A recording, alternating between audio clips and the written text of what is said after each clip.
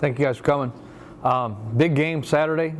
It's obviously a huge ball game anytime you can play an in-state rivalry, especially in November for with title, South Conference Championship on the line, NCAA playoffs, everything is at stake, and also added to it being an in-state rival game. A huge game.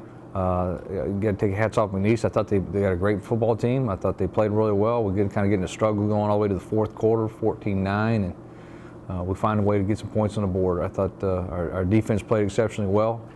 I thought we had some huge plays in the special teams, especially with the punts. Jordan punts well. Brian pins him down inside of 10 a couple times. Those were huge in the ball game on field position battle, especially in the second, third quarter. It was such a defensive struggle. You saw this game obviously where momentum shifted a couple times. With the first quarter we coming out the gates, and the second quarter we kind of really went in McNeese's favor, and then third quarter was a heck of a defensive struggle. In the fourth quarter we got the points on the board that we needed to pull away for the win and get a little breathing room.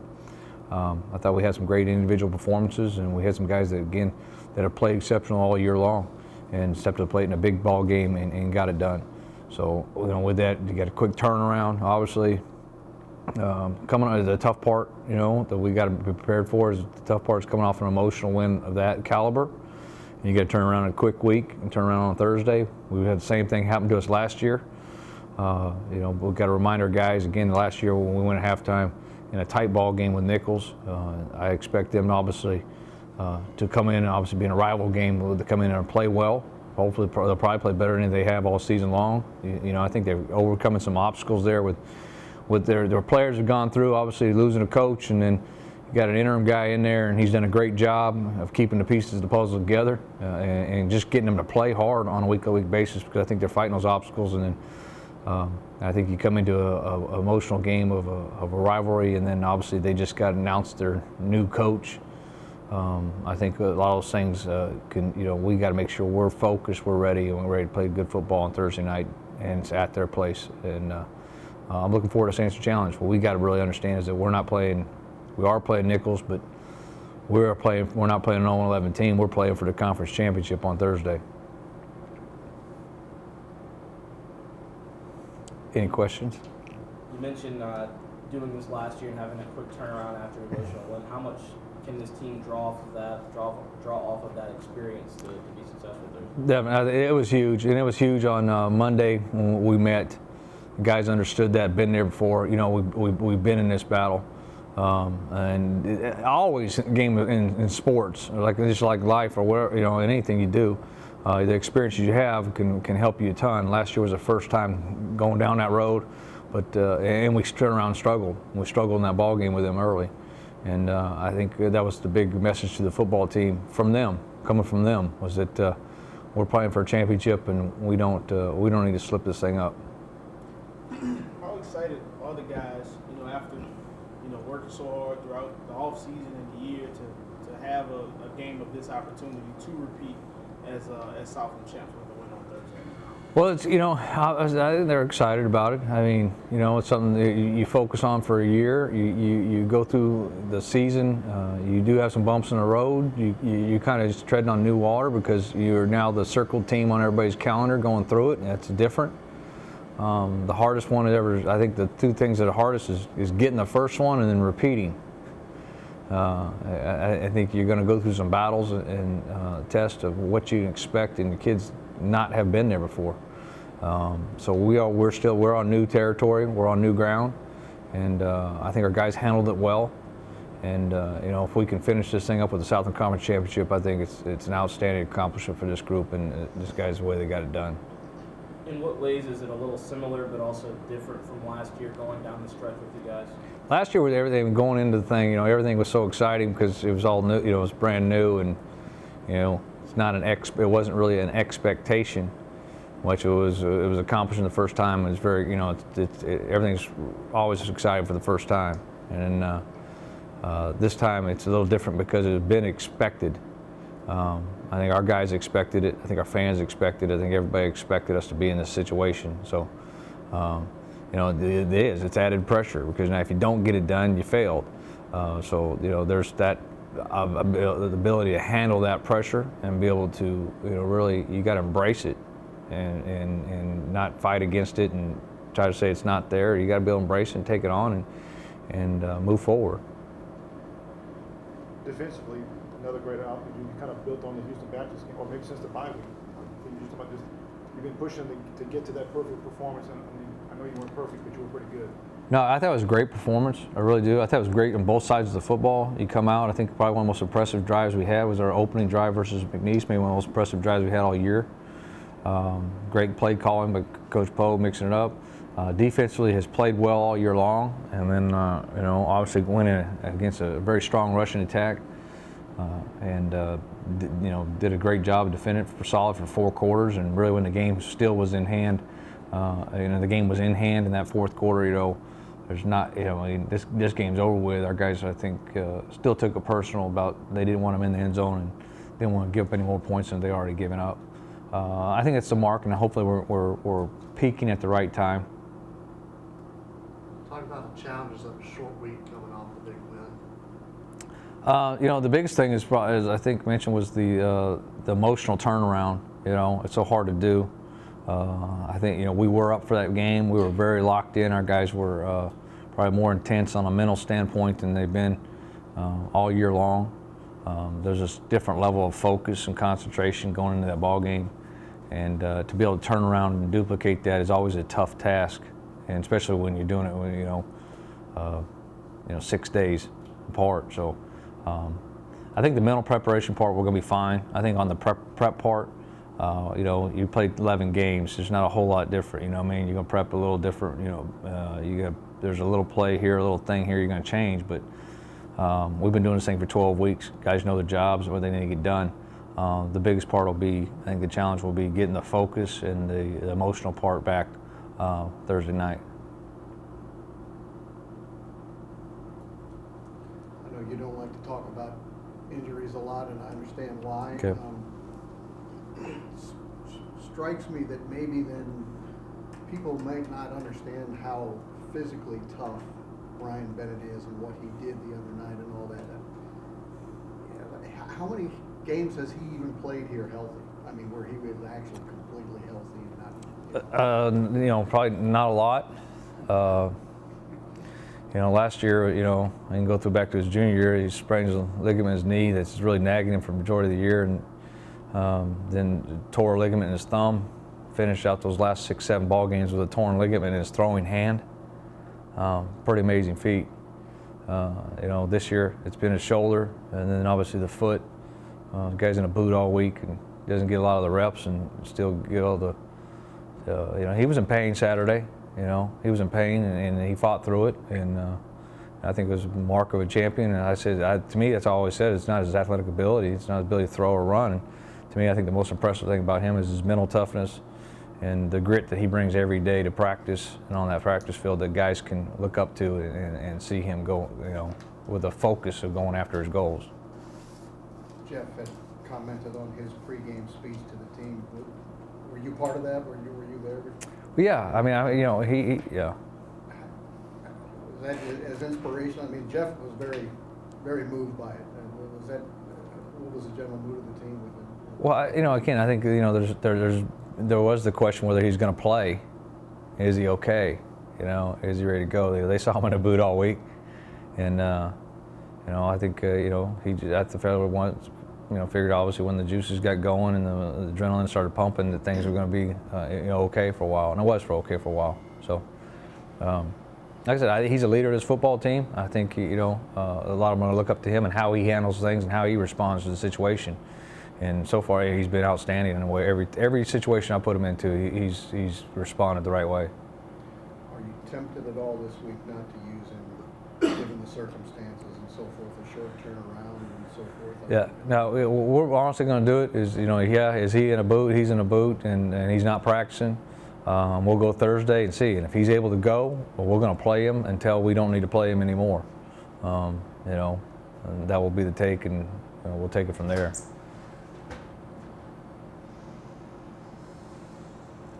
You guys don't like to focus on, individual players doing things, but Jeff and Devontae agree that the last few games just kind of stepped up and been there for you. Whoever's the quarterback, whenever you guys need them. Yeah, well, we think we got some great playmakers there. We got a very good skilled position of wide receiver group. You know, Jeff and Devontae have gotten the most of the low, but then you look at Marquise Hayes had big, Chris Malott had big catches. Actually has a big play, you know, in the game. It was probably a huge play in the game when they pass interference him on the fade route. Doesn't get the catch, but again, he draws that penalty because of who he is and the size advantage he has and the threat he is. You know, so there's plenty of guys obviously that can step in roles, and you know, Dylan Bozier has a big catch, and you know, there's a lot of guys. I think we have plenty of weapons there at the receiver skill position that if whoever's throwing the ball, we're going to have talented guys to throw the ball to. Any update on Xavier? Xavier had surgery on Monday, so he's done. He'll be done for the season. Yep.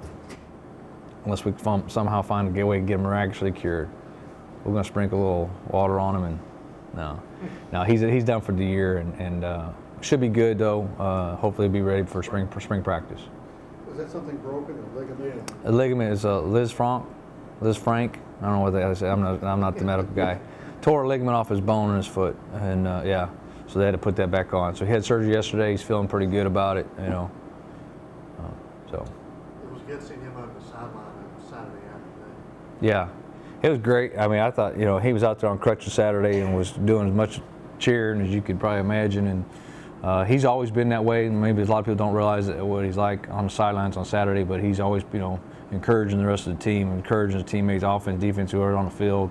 You know, he's a very locked-in guy on Saturday and pulling for his guys. And it didn't change. He wasn't playing. He was on crutches, going up and down, screaming at everybody. And it was good to see because we didn't lose him as a passion or a leader on that football team. We still gained that. I know you're always focused on the next game and what's ahead, but you know, on a Saturday night or whatnot, do you ever think about how much this program has grown in the years that you've been here? But yeah, I mean, because I think one thing, you're always in a constant state of trying to evaluate and how you know where you're at and where you can go. What do you need to do to get to the next level or the next cutting edge, or what can you do to improve the things you're doing? So, I mean, I think obviously evaluating the programs it's an ongoing thing. It's a weekly thing. It's daily for me. You can't ever stop and you know, analyze where you're at. It was really looking back, you know, yeah, I think, you know, we've done some great things, but you can't, you know, we obviously want more, so. I'm sure you've had a season somewhere in your coaching career, somewhere akin to what Nicholls State is going through, and I'm drawn every week by the coaches that talk about how hard they're playing and all that. Yeah. How impressive is that to take an over team and keep them? Yeah, I think, you know, I mean, Coach Axman he's a veteran football coach, and people don't realize that. You know, he did an amazing job when you look back at his years at Northern Arizona. And the only reason I knew that, I was coaching high school football in California when he was the head coach of Northern Arizona and playoff contenders year in and year out. He's a very savvy, knowledgeable football coach who's been around this game for a long time. I think he's done, you look at it to when you take a guy as an interim coach, you know, and he's not the guy for longevity and for his ability to keep those guys playing hard and keep them intact, and you didn't have a mass dissension and kids quitting and leaving, and you know, because when you go that desperate mode, a lot of them don't make the right decisions. I think his ability, what he's done so far, I think he's done a tremendous amount of things for Nicholls State and for their athletic program to move on for the next coach. Their offense has been doing some things the last couple times out. Yeah. How can that team hurt you? Well, to be honest, first of all, they're big up front. They're a big offensive line, and they got some physical running backs that run. And they do a good job of mixing that up with the play action pass and things like that, and they have weapons on the outside. They struggle to protect him. You know, when they get behind the chains and sticks, and when you get them in 3rd and 8, and you can sell out for rushing the quarterback, then a lot of people have gotten to them and committed a tremendous amount of pressure on the quarterback. So, biggest thing is going to go back like any other week. We've got to stop the run and not get them in those downs where they can go play action pass and move the pocket and be able to hit some guys down the field. But I think they are big, physical, and I think that the guy runs hard, especially 40, and they got the other guys, a little scat guy, but I think they're physical up front running the football. Defensively, again, they've got weapons. They got a pretty good secondary. They have struggled, obviously, defending the run. But you know, you go in a rival game, and like I said, I've been in these things enough to know that you can throw. You say that you really can throw the records out. And I tried to, again, you say from knowledge of it, yeah, I've been there. I haven't been on 11, but I've been on bad football teams. You know, had bad teams before, and you try to turn something around. And, you know, the last thing I want is somebody in that locker room giving them a give one for the Gipper speech. And we need to make sure we got to be prepared for that to happen. And these guys come out on fire and think they're Superman for a day, and we got to be able to put that fire out quick. Talk a little bit about their secondary, the 10 interceptions. What are they doing back there to kind of force them? They just, I mean, they got good players. I really do. I think they got good players in the back end. They're pretty talented. You know, they're mixing it up with their Tampa 2 zone coverage, man coverage. They're playing multiple coverages and stuff. And you know, I think even early on, Coach Stubbs talked about he thought one of the strengths of their defense was the secondary, and I think those guys have done they're pretty good back there. They've done it only getting 2 sacks all year. Right. So they're defending a while. I mean, really, yeah. And that's a big thing. If we can, you know, if we can protect really well and give them time, then guys can get open. You know, if you can give them time to sit and go through 1, 2, 3 and go to his third read every time, well, we're going to find guys and we're going to get guys open on the field. If they somehow get pressure to us and we can't do that, well, then their secondary is good enough I think, to take away your first read and latch on for a while and cover you for 2.5, 3 seconds and make sure you have to force the ball in tight.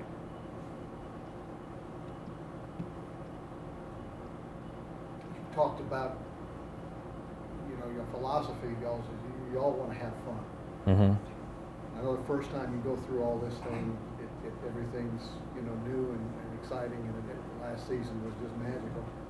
It's been not quite as much fun this year because of those expectations and so forth, and you're playing just as well almost, but yeah, you know, the perception is maybe not.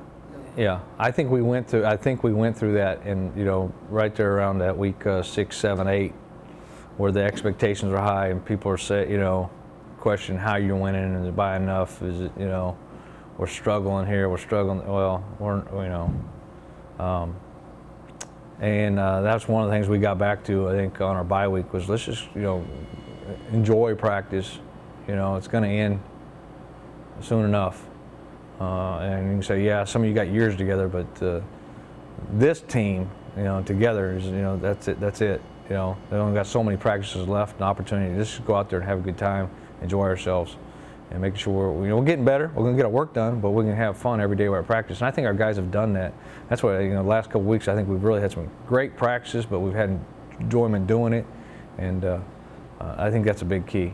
Usually at this stage of the years, what I found is that when you especially go into the playoffs, that team that still wants to continue to play is pretty dangerous.